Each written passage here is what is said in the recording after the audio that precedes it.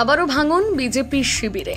রবিবার 4:30 নাগাদ new town মোড় সংলগ্ন কোচবিহার জেলা তৃণমূল কংগ্রেস কার্যালয়, কোচবিহার 2 নম্বর ব্লকের উত্তর বিধানসভা কেন্দ্রের মধুপুর গ্রাম পঞ্চায়েতের বিজেপির বিরোধী দলনেতা সুভাষ মুর্মু, মনোরঞ্জন রায় মণ্ডলের সম্পাদক তমাল গুপ্ত, 26 নম্বর জেলা পরিষদের হরিজন রায়, মধুপুর অঞ্চলের কনভেনার আব্বাস মিয়া মণ্ডলের সদস্য ও দীপেশ মুর্মু, এসটি মোর্চার মণ্ডলের সভাপতি, এছাড়াও বুথ সভাপতি সহ প্রায় শতাধিক বিজেপি কর্মী এদিন যোগদান করলেন তৃণমূল কংগ্রেসে।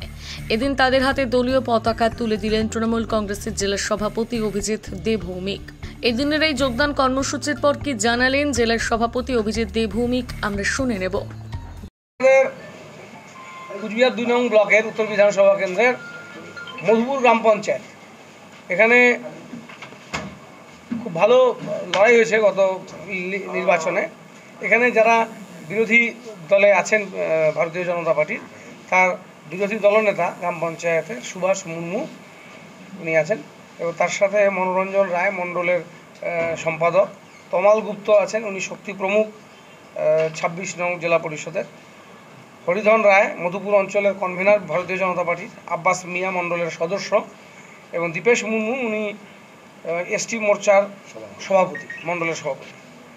তাছাড়া আরও বহু পার্টির কর্মী, বিজেপির বুথ সভাপতি আব্বাস মিয়া সহ প্রায় শতাধিক ভারতীয় জনতা পার্টির কর্মীরা তারা আজকে তৃণমূল কংগ্রেসে যোগদান করছেন। এটা খুব স্বাভাবিক যোগদান। এই অঞ্চলটা তৃণমূল কংগ্রেসেরই দখলে আছে। এখানে যারা মানুষের জন্য কাজ করতে চান, সুভাষ মুর্মুর সাথে এর আগেও আমার কথা হয়েছিল, তাদেরকে আমরা আহ্বান করেছিলাম দলে আসবার জন্য। যাই হোক, সেই সময় হয়ে ওঠেনি।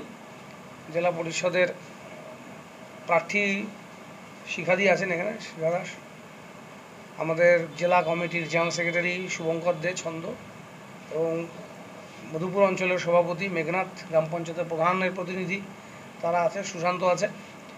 আমরা সকলকে রেখে তাদেরকে আজকে আমাদের দলীয় পতাকা তাদের হাতে তুলে দিচ্ছি, এবং বাকি যারা গ্রাম পঞ্চায়েত মেম্বার বিজেপির আছেন তারাও খুব ধীরে ধীরে আমাদের সাথে যোগদান করবে।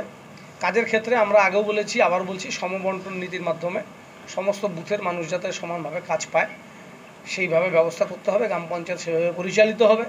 দল সবসময় এই বিষয়গুলোর উপর নজরদারি রাখছে, এবং আজকে আমরা জেলা পার্টির মিটিংয়েও আমাদের উত্তরবঙ্গ উন্নয়ন দপ্তরের মন্ত্রী, আমাদের সাংসদ এবং আজকে জেলা পরিষদ সবটা নিয়ে আমরা মিটিংয়ের শেষেও বসেছি, যাতে সার্বিক উন্নয়নের দিকে আমরা নজর দেবো এবং ঢেলে সাজানো হবে কোচবিহারকে, যাতে আগামী বিধানসভা নির্বাচনে আমরা 9টা আসনের মধ্যে 9টিতেই বিজেপিকে হারাতে পারি।